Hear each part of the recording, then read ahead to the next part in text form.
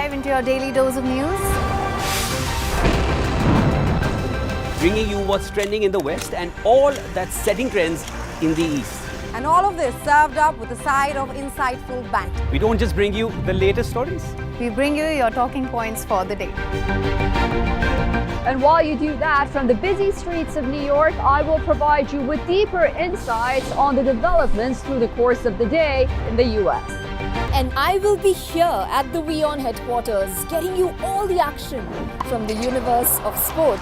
All that you need to know about your favorite teams and players, right here. The show that keeps you ahead of the global curve. A conversation you'd want to be a part of.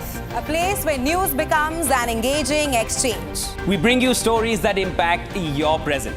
This is World DNA. Join the conversation.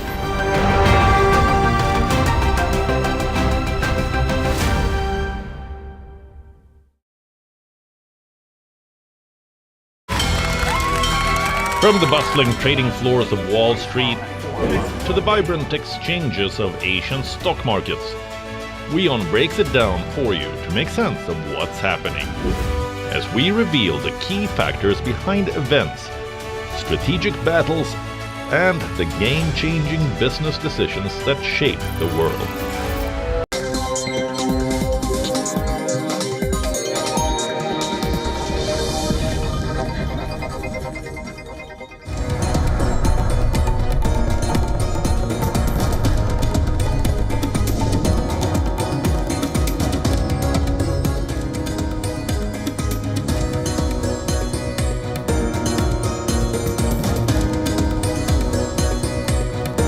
Welcome back, viewers. You're watching WION World is One. This is World DNA, the show that gets you ahead of the rest. I'm Shivan Janna. And I'm Hem Korsara, and on the show today, the stage is set for the first presidential debate. For the first time in weeks, though, Trump is leading Harris nationally. And this debate, it could prove to be a make-or-break moment for Kamala Harris, who's maintained some ambiguity on major policy issues. And as she takes on seasoned debater Donald Trump, how will things pan out? We will get you all the updates on that on the show this morning.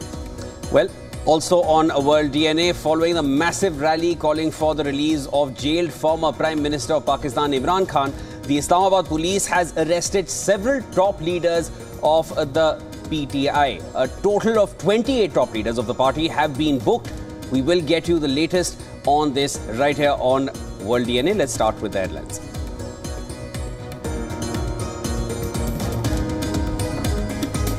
Gaza civil defense claims dozens of displaced people killed and over 60 injured in attack on a tent camp in Khan Yunis. Israeli military says its aircraft struck significant Hamas terrorists embedded inside the humanitarian area.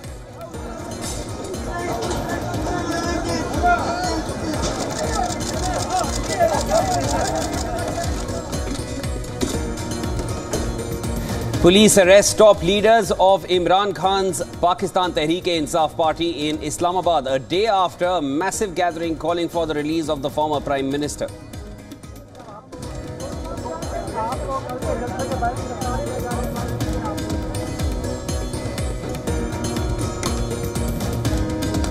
Kamala Harris arrives in Philadelphia. Donald Trump to arrive on Tuesday for their high-stakes presidential debate. Their first face-to-face encounter ahead of the 2024 US election. As new polls show, the race remains tight.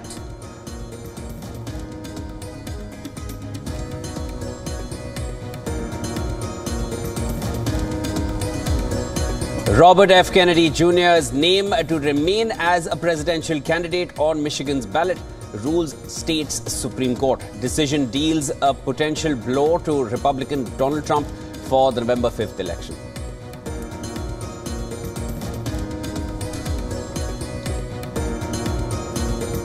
Junior doctors in India's West Bengal to continue their cease work protest to demand justice for the rape and murder of the trainee doctor.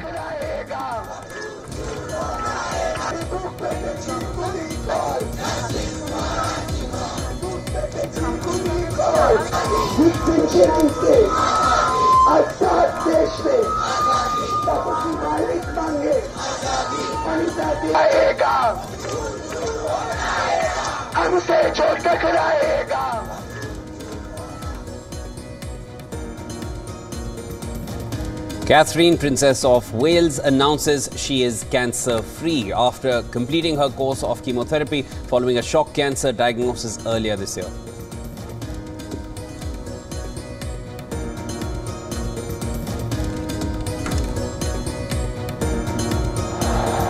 Jurgen Klopp takes charge of his first game after leaving Liverpool. The German returns to Borussia Dortmund for the farewell game of club legends Jakub Blaszczykowski and Łukasz Piszczek.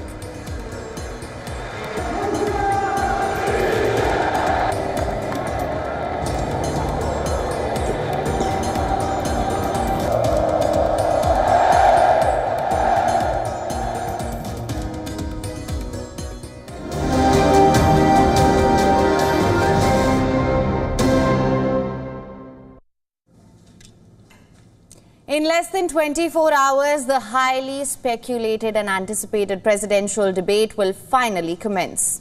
Well, this is, of course, ahead of the debate. Many experts and leaders are calling it a make-or-break moment for Kamala Harris, as we saw earlier, because it did prove to be a break moment for Joe Biden. Right. And that led to Kamala Harris taking the lead at this point for the Democrats. Now, as the vice president takes on a seasoned presidential debater in Donald Trump, who has done this before on 3 separate occasions.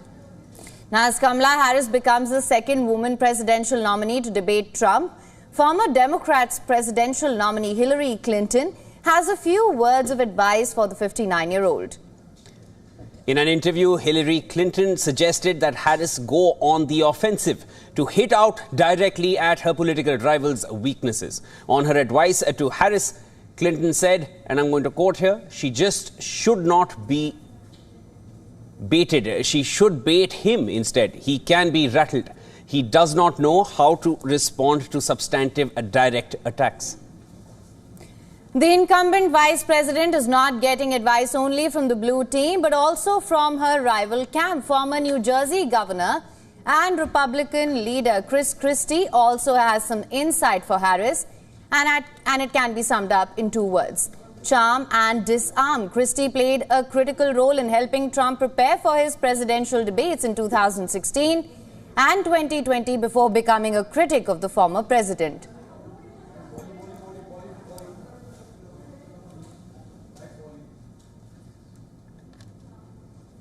Now, Christie says that Harris needs to do only 2 things. He said, I'm going to quote here, first, Harris should look into the camera during the debate and charm the Americans by showing them there is another way to lead. The Republican leader also advised Harris to not engage with Trump's attacks. Christie explained, and again I quote here, Harris' refusal to engage with Trump back and forth will get under his skin. But this will not be the first time Kamala Harris is up for a crucial debate. Back in 2020, the vice president took the podium as Biden's running mate against Trump's number 2, Mike Pence. Now, here's a snippet from the VP debate from 4 years ago. Listen to this. Talk about packing the court, then. Let's talk about the fact. Yeah, I'm about to. So, the Trump-Pence administration has been, because I sit on the Senate Judiciary Committee, Susan, as you mentioned, and I've witnessed the appointments for lifetime appointments to the federal courts, district courts, courts of appeal. People who are purely ideological.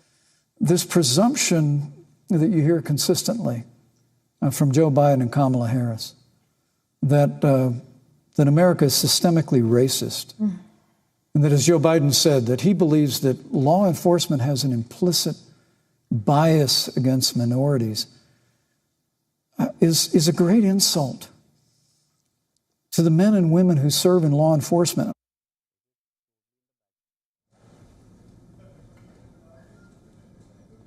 Now, we are less than 24 hours away from the US presidential debate, the first and probably the only time Kamala Harris and Donald Trump will take the same stage. Well, as Pennsylvania gears up for it, let's look at how the American voters are feeling about it. For the first time in weeks, Trump is leading Harris nationally, and this is according to a poll by New York Times and CNN poll conducted between September 3rd to 6th. Harris has managed to turn around the polls since incumbent Joe Biden's exit, but Trump has ensured the numbers are still neck and neck. However, elections in the United States aren't decided on the national tally. They are calculated state by state and on key issues. So let's take a look at the issues dominating the voter sentiment here. Trump is doing exceedingly well when it comes to economy. He is leading Harris with 16 percentage points. And it's important to know that Republicans have historically polled better when it comes to economic issues. In inflation, the former president leads with an even higher gap of 25 percentage points. These numbers are also testament that Trump continues to defy all odds. Despite his historic status as a convicted criminal, as the latest polling confirms that Republicans are resting their loyalties with him. Harris takes the prize in issues related to housing. That's where she's shining, where she leads with 7 percentage points. And also in mental and cognitive health, where the vice president has a 17% point lead. Remember, this was a sticking issue for the former Democratic candidate Joe Biden, who ultimately succumbed to the pressure. And for more on this, our correspondent Susan Tehrani tells us about the main concerns for the Democrats going into the presidential election and how they can address them. Listen to this.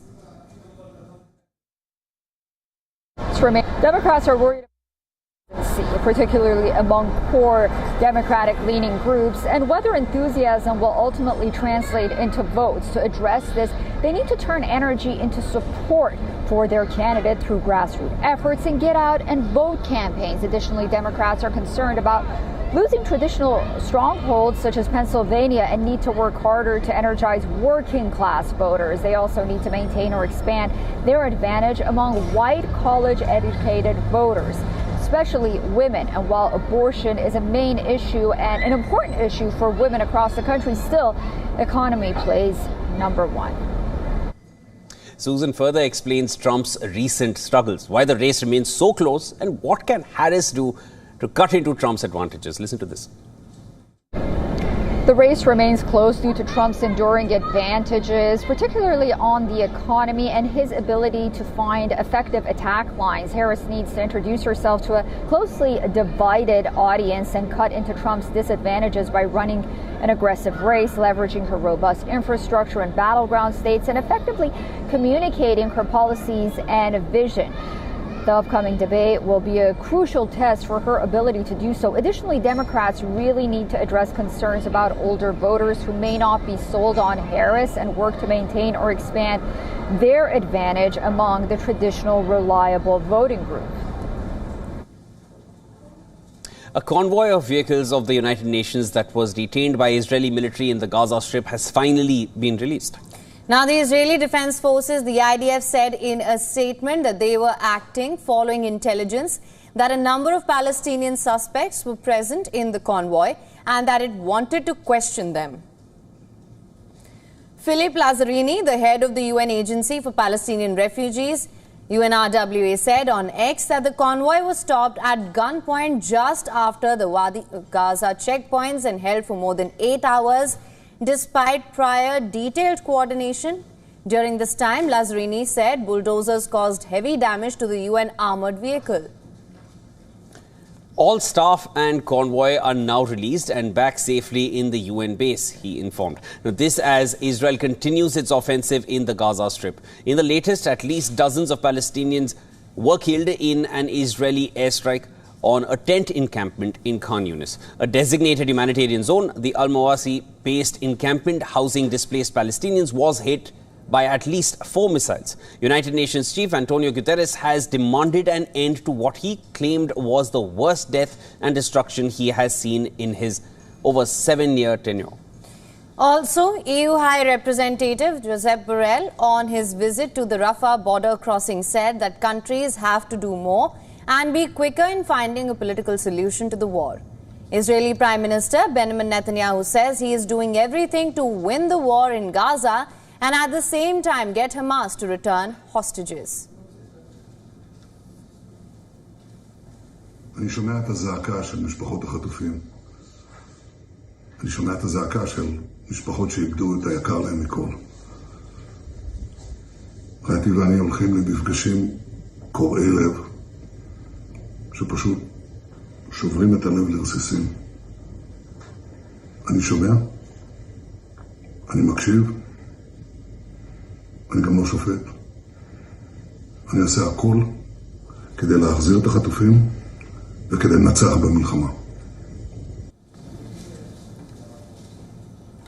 Meanwhile, a US Deputy State Department spokesperson fended off questions about whether the country was being slow to respond to the killing of a 26-year-old Turkish-American, Ezgi Aygi, shot in the head at a demonstration. This was in the West Bank. The spokesperson said that United States was still speaking to Israeli allies about the shooting. Witnesses allege it was done by Israeli military gunmen at a period when the demonstration was calm. Well, we still don't know with full certainty what transpired and what happened, and that's why we are working to get as much information as we can, as well as encouraging our partners in Israel to quickly and robustly conduct and conclude their process and make their findings public so we can understand what happened. Over to the Russia-Ukraine front. Russia's relentless assault on Ukraine continues to intensify, with Moscow claiming new territorial gains while Kiev struggles to hold its ground. Our next report brings you the updates from the battlefield. Take a look.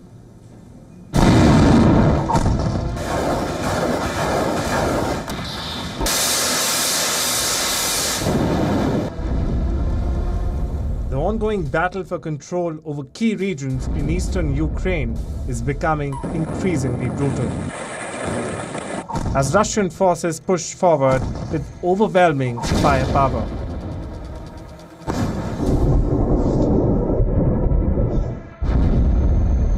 These images, released by Russian Defense Ministry, claim to show the destruction of an entire platoon of Ukrainian forces in the Sumy region, which is next to Kursk. In the past 24 hours alone, Russia has reported seizing control of another settlement in Donetsk. Ukrainian army admits the situation on the Pokrovsk front line remains dire. The strategic importance of Pokrovsk cannot be overstated, as its capture would significantly weaken Ukraine's defensive position and supply routes. As the Russian army pounds Ukrainian positions on ground, its missile barrage continues across multiple fronts. Ukrainian air defense units claim to have shot down many of these missiles and drones, aimed at civilian and military targets. However, the barrage has not only strained Ukraine's defenses, but also spilled over into neighboring countries. NATO members Romania and Latvia reported that Russian drones violated their airspace, with one crashing in Latvia and another entering Romanian airspace during nighttime attacks on Ukraine. The drowned drone, according to our initial analysis, is a Shahid-type drone, which is consistent with the drones used by Russia, which they are now using extensively in Ukraine. We have collected the evidence in the area of the incident, deactivated the drone, and are now in the process of analyzing all the details. As Russia intensifies its campaign of aerial bombardment, Ukraine renews its plea to Western allies for advanced air defense systems and long-range strike capabilities. The coming days and weeks will undoubtedly prove crucial in determining the course of this protracted and devastating conflict. Bureau Report, WION, World is One. And the German government has decided to tighten border controls to curb irregular inflow of migrants. The new border controls will be implemented along Germany's land borders with all 9 of its EU neighbours. New temporary rules will come into force on the 16th of September for an initial 6 months. The decision comes amid rising pressure on Scholz's government to curb irregular migrant numbers and crack down on extremists. Late last month, 3 people were killed in a knife rampage in the western city of Solingen, in which the Syrian suspect had been slated for deportation but evaded law enforcement. Along with this, anti-immigration alternative for Germany scored historic successes in the recently held state elections, which adds more pressure on the Scholz government, especially when elections are due next year. Announcing the decision, German Interior Minister Nancy Faeser said that Germany will continue to push back irregular migration. This serves to further limit irregular migration and to protect against the acute dangers posed by Islamist terror and serious crime. We are doing everything we can to better protect the people in our country against this. This includes the far-reaching measures I am taking now. Berlin has also vowed to step up expulsion of asylum seekers convicted of crimes. Germany already had stringent border control laws in place along the eastern border. Since October last year, Germany has denied entry to around 30,000 people. The boat is out of fuel. And with that, it's time now for a short break.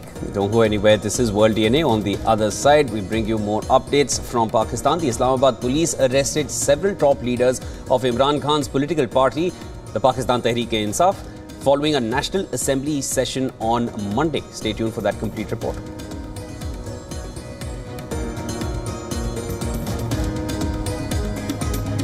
The swift spread of the new virulent strain of Mpox across Africa has raised alarm. Worldwide, India has now reported its first confirmed case of the virus. We'll get you all the details of this on the other side. Stay tuned.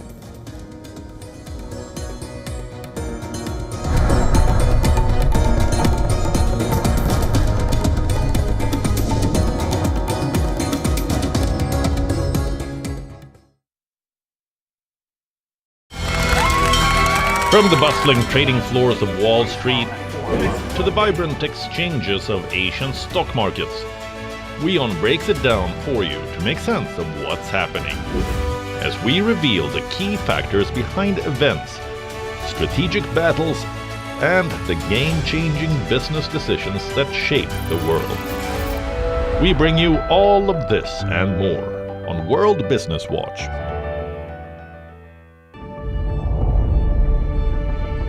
The Earth is sending distress signals. Wildfires, droughts, and melting glaciers. Can we reverse the damage? Explore the harrowing effects of climate change. It's a wake-up call. Global emergency. Climate Tracker on WION World is One.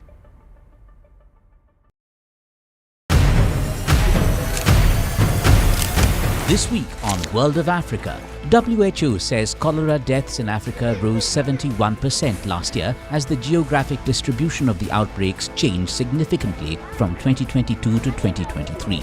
What's causing this alarming rise?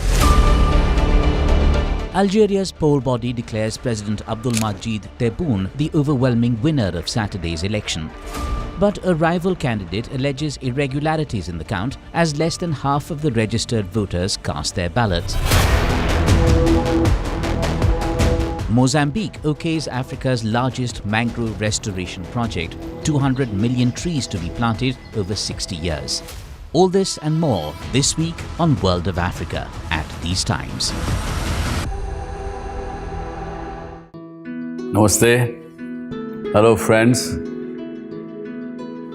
We did Dr. Subhash Chandra show, popularly known as DSC show, for 4 years from August 2014 to August 2018. 28 states of Bharat. Of course, we reached out to all of you in 190 countries across the world. The show was very successful. Each episode was being watched by almost 25 million people every week. For past 6 years, the demand of the show has never died down.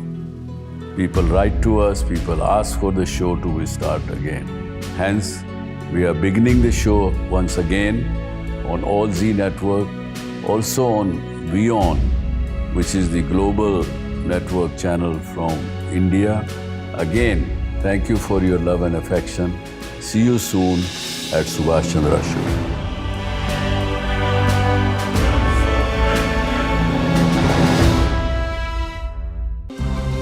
To bring the benefits of the Subhash Chandra Show to your educational institution, teachers and students, send an invitation to Juhi Jha at juhi@such.org.in. From the bustling trading floors of Wall Street to the vibrant exchanges of Asian stock markets, WION breaks it down for you to make sense of what's happening. As we reveal the key factors behind events, strategic battles, and the game-changing business decisions that shape the world. We bring you all of this and more on World Business Watch.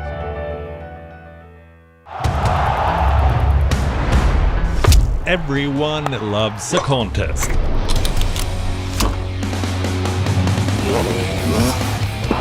But sport isn't just about victory and defeat.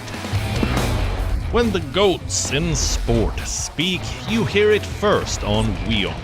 You have to play good cricket over a period of time. I actually pushed myself right out of the damn tournament. We go beyond the stats. Our stories are quoted the world over. At WION, sport is part of our DNA. Come, join us on this journey. Weekdays 6:30 p.m. IST, 1 p.m. GMT.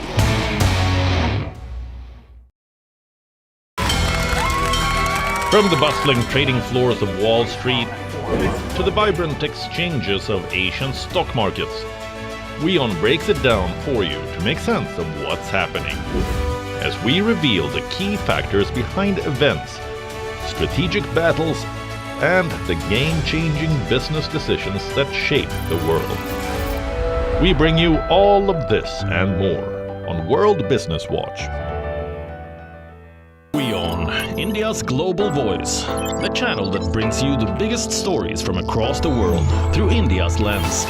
Now available in more than 190 countries worldwide. Because we believe that the world is one. Watch us in Africa, Europe, USA and Canada, South America, Asia Pacific, Middle East and North African regions. Also available on these digital platforms across the world. WION. World is one.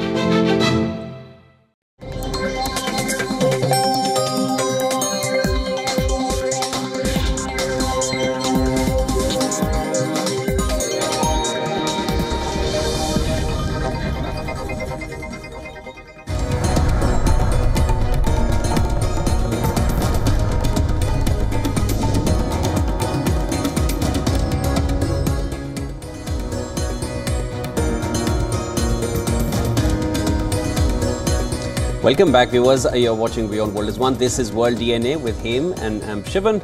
Let's start with the headlines we're tracking for you at this hour.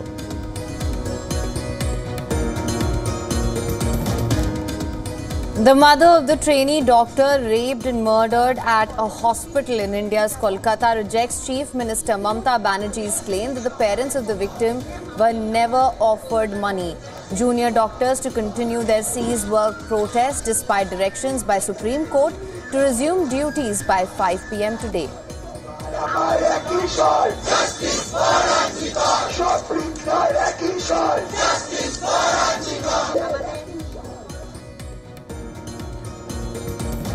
Gaza's civil defense claims dozens of displaced people killed and over 60 injured in attack on a tent camp in Khan Yunis. Israeli military says its aircraft struck significant Hamas terrorists embedded inside the humanitarian area.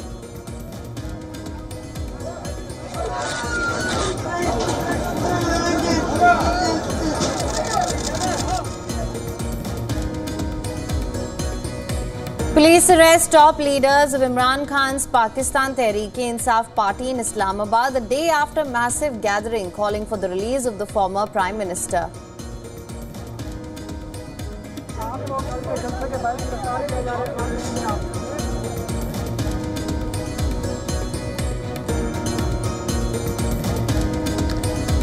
Kamala Harris arrives in Philadelphia.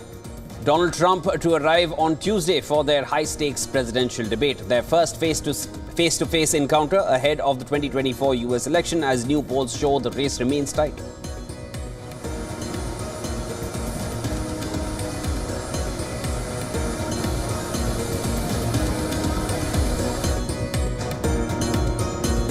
Robert F. Kennedy Jr. is named to remain as a presidential candidate on Michigan's ballot. Rule states Supreme Court decision deals a potential blow to Republican Donald Trump for the November 5th election.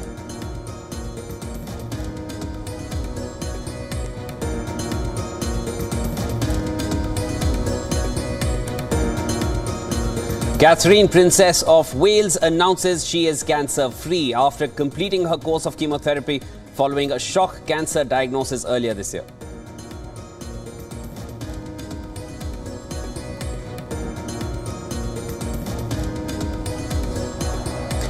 Jurgen Klopp takes charge of his first game after leaving Liverpool. The German returns to Borussia Dortmund for the farewell game of club legends Jakub and Łukasz Piszczek.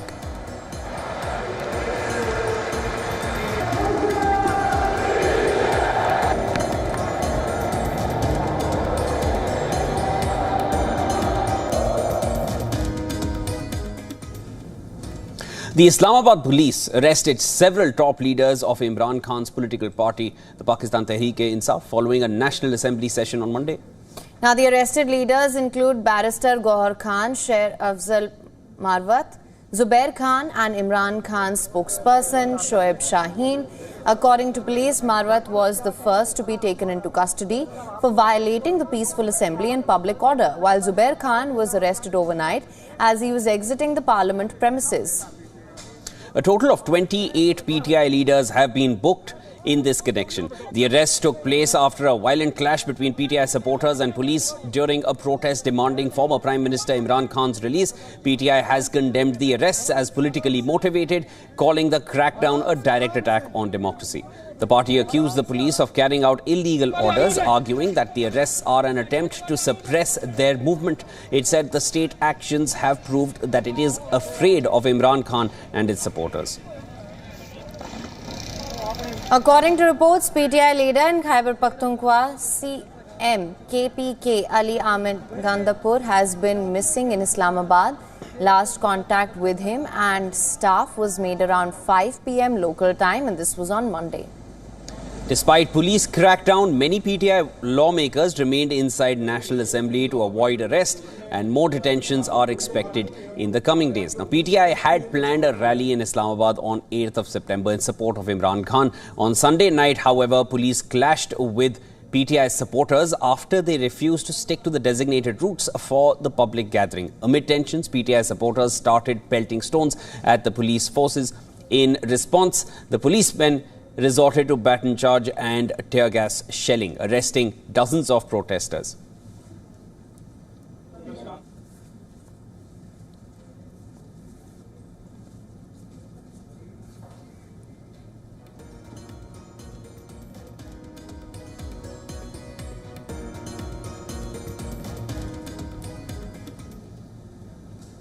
All right, for more on this, our Pakistan Bureau Chief Anas Malik joins us live from outside the Pakistan Parliament in Islamabad. Anas, you've been tracking this closely. We were in touch. By the hour, you were bringing us reports from the Sangjani Jalsa, and you were coming back 10-12 kilometers at a distance of 10-12 kilometers to give us a live update by the hour. We saw the tensions mounting that day. We noticed it by the hour as they were increasing. There were carriers which were placed, and you had pertinently, highlighted that fact that even the permissible route of the rally, there were containers which had been placed there to keep the crowds from moving. It had all the makings of turning volatile. What do you make of these recent developments now that protesters and leaders are getting arrested? Well, the protesters not so much, but the leaders, it seems that this is a renewed crackdown on the Pakistan Tehreek-e-Insaf that we witnessed earlier in 2023 following the arrest of Imran Khan on the 9th of May. Now, this the pattern of these arrests is very much familiar and very much similar to what we witnessed last year. That being said, I think these arrests, as the police have been justifying them under the pretext of the violation of law and the violation of the agreement, it has to do more so with the speeches that were made from the podium, at least by two individuals, very provocative, very challenging to the establishment of the powers that be. First, the speech by CM, the Chief Minister of Khyber Pakhtunkhwa province, the CM KPK, Ali Amin Gandapur, where he had openly said that nobody can take or get Imran Khan's trial done in a military prison. That was number one, or a military court. That was number one. And number two, of course, the other speech made by Khalid Khurshid Khan, who is a prominent leader of the Pakistan Tehreek-e-Insaf as well. These two speeches, we saw that yesterday while the parliament was in session, this very building was in session yesterday. We spoke to the leaders on background and they said they feared the worst, that there would be arrests, there would be a renewed crackdown that would be launched primarily because of these provocative statements and these tensions that were, the temperature that was raised. So it should not be seen in isolation. Prominent PTI leaders, in fact those who had also sought refuge inside the parliament overnight, though they too were arrested. That includes Zain Qureshi, the son of former Foreign Minister Shah Mahmood Qureshi, Sheikh Waqas Akram, the current Information Secretary of the Pakistan Tehreek-e-Insaf, and amongst others. So that goes on to show and say that, you know, how ruthless is that fight, or this clash of the Pakistan Tehreek-e-Insaf going on with the establishment, which has been prolonging for over a year now. Shivan?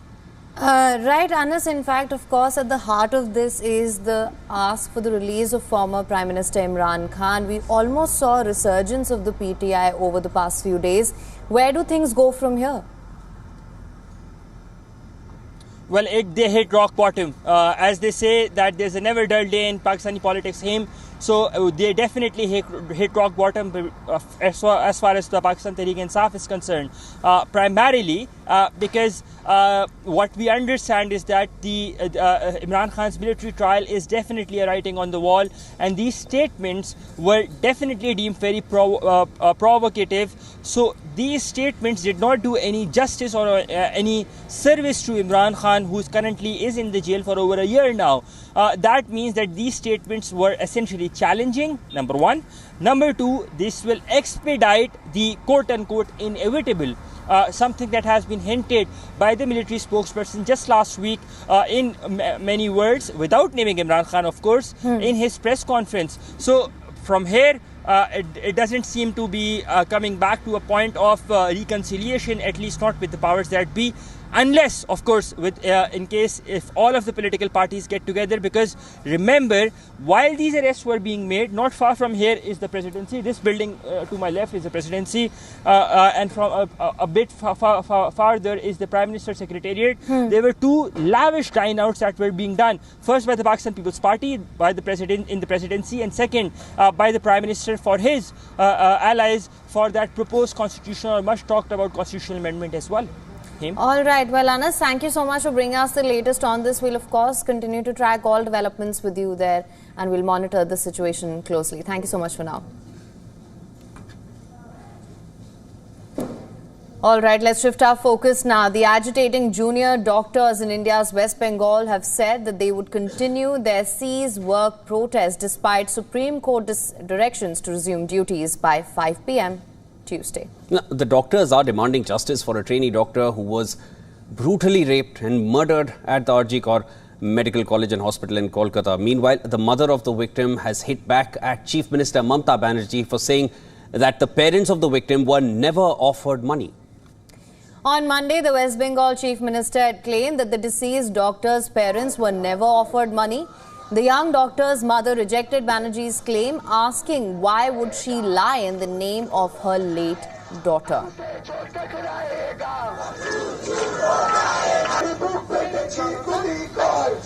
Reacting to the Chief Minister's appeal to people to return to festivities as the Durga Puja nears, the doctor's mother called the request inhuman. She called Durga Puja is celebrated in my house too. My daughter used to handle it herself, but it will never be celebrated in my house again. The light in my home is out. How can I ask people to return to festivals? Meanwhile, the striking junior doctors have said that they will continue their protest and take out a rally to the headquarters of the Health Department on Tuesday. The doctors are demanding the resignation of the state's Health Secretary and Director of Health Education.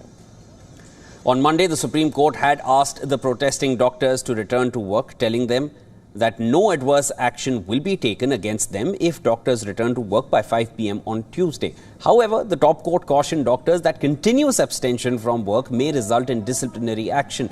The court also asked the Central Bureau of Investigation, that is probing the case, to file a fresh status report. Appearing for the CBI, Solicitor General of India Tushar Mehta said the central agency had decided to send samples collected from the crime scene to the All India Institute of Medical Sciences in the national capital, Delhi, saying the victim was first found in a semi-naked state. The CBI said that who collected the samples, that has emerged as a relevant question in the probe. The samples were sent to CFSL in West Bengal after being collected. The body of the trainee doctor was found in a seminar hall of the medical college on the 9th of August. The case triggered widespread protests by doctors demanding greater safety for women at the workplace. Thousands of diaspora Indians also protested in more than 130 cities across 25 countries on Sunday. Organizers said that the protest started in large and small groups across Japan, Australia, Taiwan and Singapore before spreading to cities in several European countries.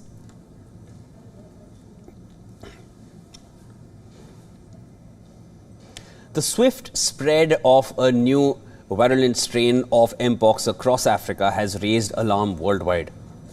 India has now reported its first confirmed case of the virus. A young male in the capital, Delhi, who had recently returned from abroad, has tested positive.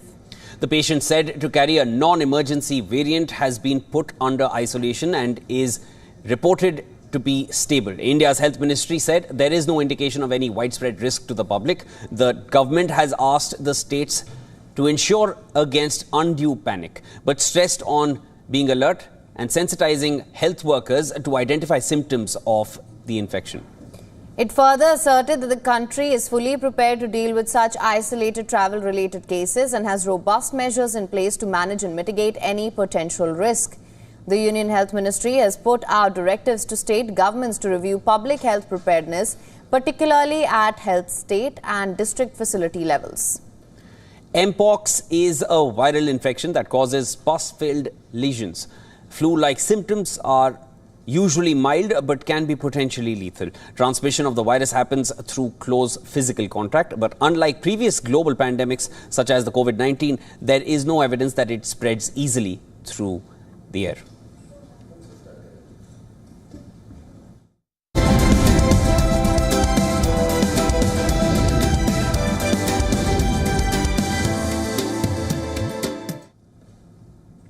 Losing your job was once considered shameful, but now it's taken on a whole new identity. A Bloomberg report shows a new breed of layoff influencers.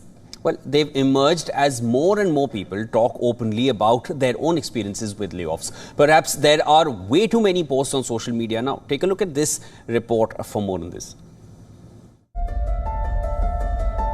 Not even when it became obvious that job cuts were possible, much less imminent, did any of the workers who had become accustomed to stable employment at wealthy companies consider the possibility of layoffs.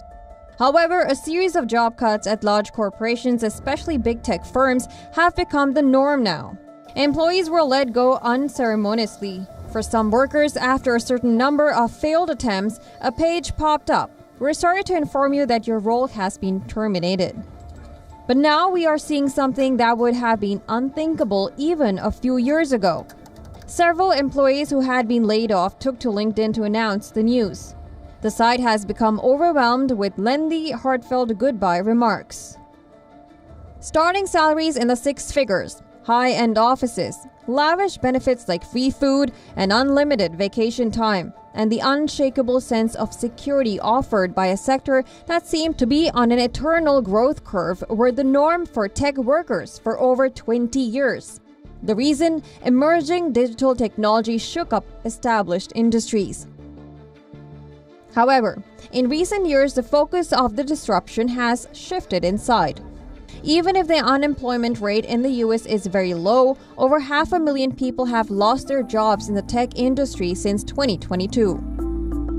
Outside of Silicon Valley, a similar pattern has been seen. Executives have retreated from recruiting frenzy that occurred during the pandemic and adapted to the new reality of higher interest rates, leading to the layoff of hundreds of thousands of workers in sectors including commercial real estate and banking. For some, it can take time to warm up to the idea of going public with a layoff. After the shock of the first layoff, some confided in friends and family. After the second, they joked about it. After their third, feeling of shame and isolation crept in. However, soon they became layoff influencers. According to a Bloomberg report, in response to the massive decline in jobs, a new culture of layoffs has emerged. Posters on TikTok encourage viewers to join in as they document each day of unemployment publicly. In some cases, they count down to the minutes until the dreaded encounter with HR. Even the termination itself is being live-streamed by some. LinkedIn users increase their visibility to prospective employers by posting heartfelt farewells to their previous employers and co-workers. They declare themselves #open to work with a green banner and comment on each other's postings. To reach out to recruiters, many have started GoFundMe campaigns to request financial help and establish virtual networking and support groups. Former workers are also assembling contact information into spreadsheets. The feeling of shame started to crumble during the pandemic as millions lost their jobs for reasons none could have foreseen or controlled. The green #open to work banner was launched by LinkedIn in June 2020, making unemployment more apparent and understandable than ever before. Since then, almost 33 million individuals from all over the globe have worn the badge. Recent massive tech layoffs have added credence to the idea of macroeconomic factors or management decisions. Business Bureau Report, WION World is One.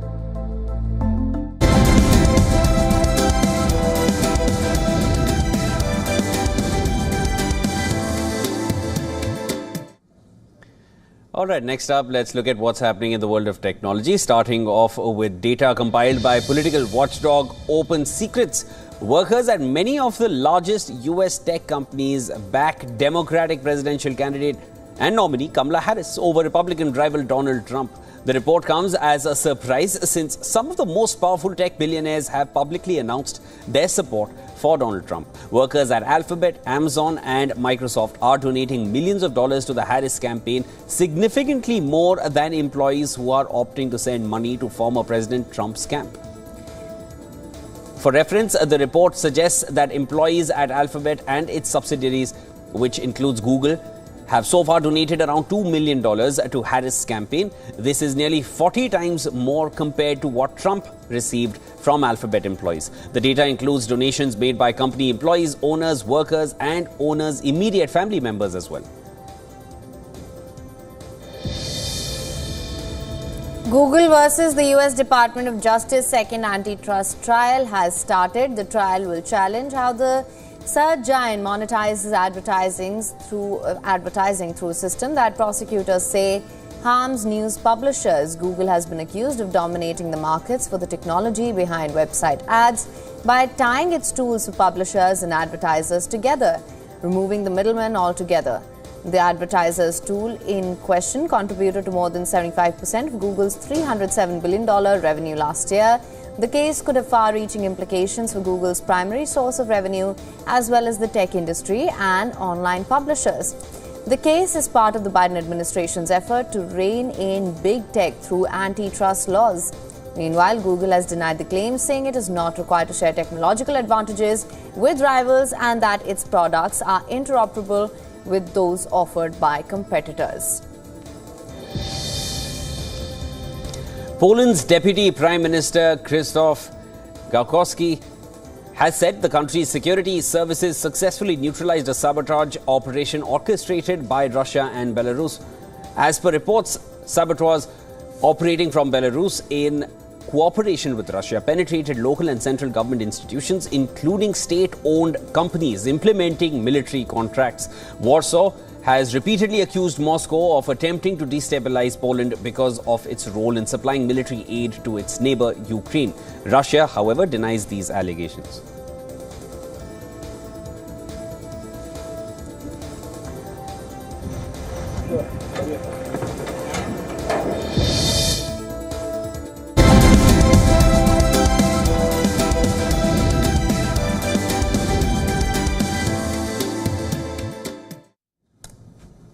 All right, moving on now. Sri Lanka have pulled off a famous win against England at the Oval. Pathum Nissanka inspired the Lankans to their first test win in England in a decade. Well, England had already clinched the series after taking a 2-0 series lead. The visitors got off to a poor start in the third test as well, but took control after bowling England out for 156 in the second innings. Sri Lanka began the day on 94 for 1, chasing a target of 219. Nissanka, who scored a half-century in the first innings as well, was once again the star of the show.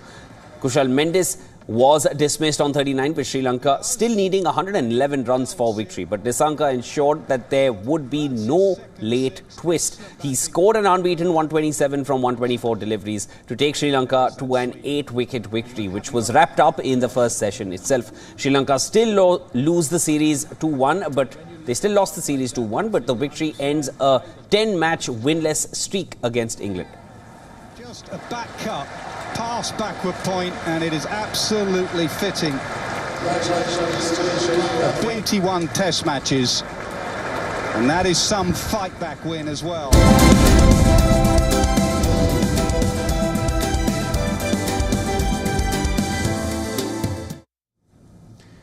The New York Fashion Week continues to impress. This time, Tommy Hilfiger has taken to the waters to unveil their spring collection. No more about it in this next report.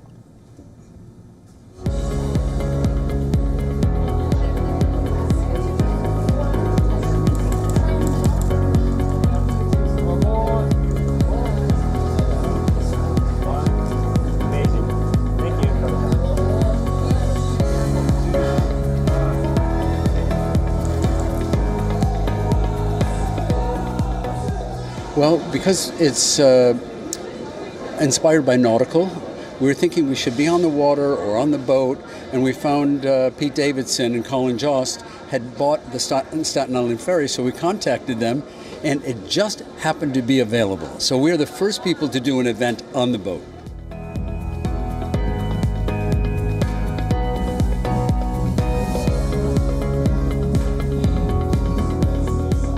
You're going to see red, white, and blue. You're going to see navy and white. You're going to see some gingham check, window pane checks. You're going to see some nautical inspiration throughout with embroideries and things like that. But you're going to see a modern, preppy, all-American Tommy Hilfiger.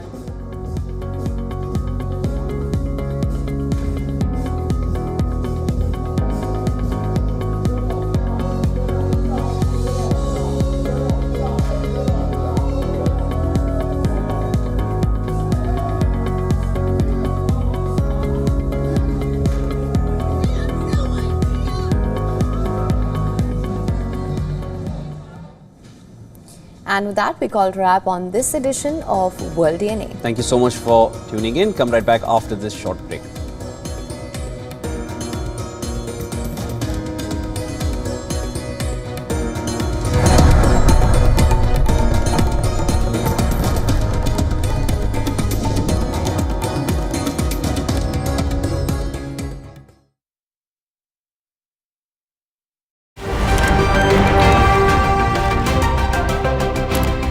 Ready to dive into your daily dose of news? Bringing you what's trending in the West and all that's setting trends in the East. And all of this served up with a side of insightful banter. We don't just bring you the latest stories. We bring you your talking points for the day. And while you do that, from the busy streets of New York, I will provide you with deeper insights on the developments through the course of the day in the U.S. And I will be here at the WION headquarters, getting you all the action from the universe of